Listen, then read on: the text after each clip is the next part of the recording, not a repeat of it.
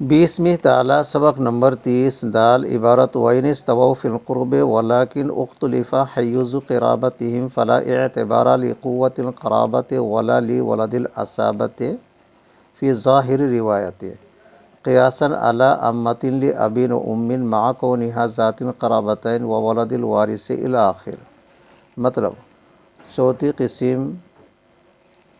کے ذوی الارحام کی اولاد اگر متعدد ہو، سب رشتے میں برابر درجے کے ہو، مگر رشتہ کی جہت مختلف ہو، یعنی بعض کا رشتہ باپ سے اور بعض کا رشتہ ماں سے ہو،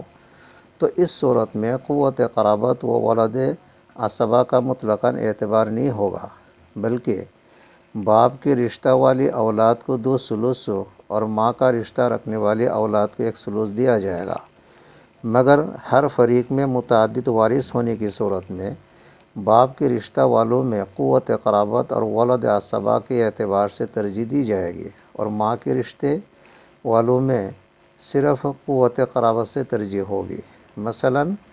حقیقی پھوپھی کی لڑکی اور حقیقی خالہ کا لڑکا ہو